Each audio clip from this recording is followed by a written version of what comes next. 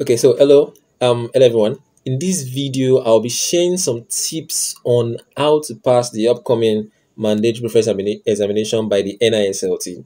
So these are some tips that I'll recommend for you if you're going to write the examination. I've written them down, and I'm going to be bringing up the points and explaining them. So the first point is to arrive early. So I know many of us, our centers will not be in maybe close to our vicinity. We have to spend some amount of money to come to the examination center. Just make sure you arrive early before the stipulated time. Arriving early allows you to settle down before you, so you can clear your mind and this is crucial to staying focused for the examination. Number two, which is very, very important, or should even be number one, please prepare. Prepare. There's no way to overflog this us. Prepare. The examination material will be from the questions will be from what you learn from first year down to your final year. They will just pick questions around, and because it's CBT and OBJ, most of the questions will be from be deep in between lines. So, if possible, obtain past questions from your school and follow the similar pattern. Study them and study questions. I have study questions available if you are up for it, that can help you for the examination. Number three, look at the curriculum. The curriculum is very, very important for you to look at, especially for those of us that do if especially for the practical aspect of it, aspect of the examination. Look at the topics that's going to be covered in the syllabus based on the curriculum, and do not focus only on some areas. Focus on all areas and balance your time. The next point is for you to manage your time in paper 2. Paper 2 is CBT, and that can be the first paper you can write, depending first paper or second paper you can write, depending on your center. Paper 2 is computer-based test. It's computer-based test, and it lasts for 1 hour. So be very conscious of your time.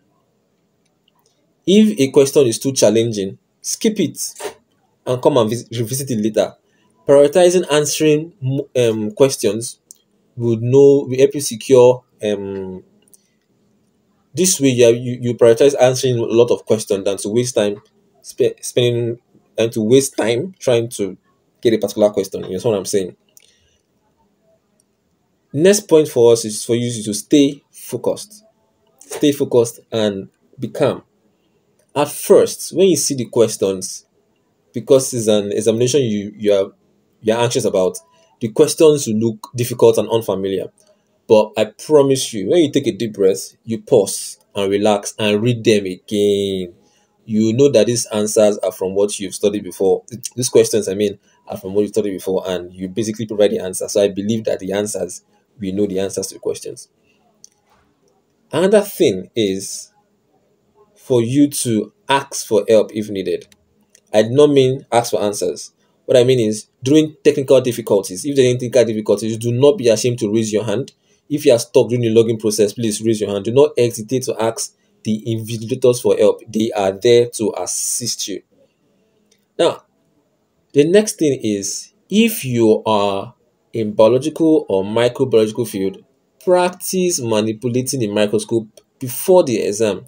You will likely demonstrate these skills during the practical, during paper 1, because you may be asked to look at especially fungi and observe the characteristics and all of that. So know how to prepare wet mounts and know how to prepare to do a particular gram staining, because you may be asked to do stuffs like that. For those in chemistry, ensure you know how to prepare standard solutions, perform titration, and know how to report accurate results as is required in chemistry. Being familiar with these basic laboratory skills, lab skills, is very, very important. For those that are going to be doing mathematics and physics, for physics option, majorly some physics and some chemistry, even if you're doing stoichiochemistry, calculations will be involved. Calculations will definitely be involved. So practice problem solving techniques with common formulas. Be comfortable with basic operations under the timed condition. The thing is that the questions will not be too complex, because of the time, and bring the approved calculator if allowed. Another thing is to know the equipment. As a laboratory professional, you're supposed to know all the equipment in the laboratory, depending on your field, if it's biological or chemistry or physics or physiotherapy or biotechnology, whatever it is, you're supposed to know the equipment you use in the lab. Maybe you'll be asked to the name and the function of a particular apparatus or a particular the principle behind them. Maybe you'll be asked those questions. Then, if possible, if you have a group, do group studies like you do during school examination to be very helpful to you. Then rest well before the examination. I know you like to read and read and read and read. Don't stay up at night before the exam. The exam can be stressful. Just rest well so your brain can relax. And please eat before coming to the examination hall. You might wait your turn for a really long time, and you want to rush to go and eat and come back. You might miss your turn. So please eat before coming to the examination.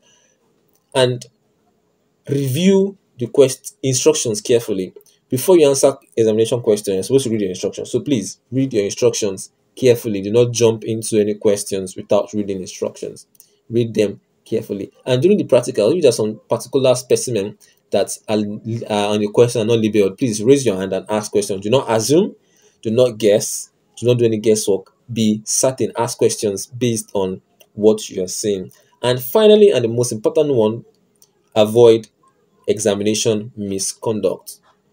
Do not take your if you have to take your phone inside the examination hall, please keep it in your pocket at all times, because once you're caught, you'll be sent out of the examination hall, and that is the end for you for the examination. You've lost your money, you fail the exam, you have to come back and rewrite the examination again. So I hope with these few points of mine, I'll be able to tell you that give you tips that will prepare you for the upcoming mandatory professional examination by the NISLT.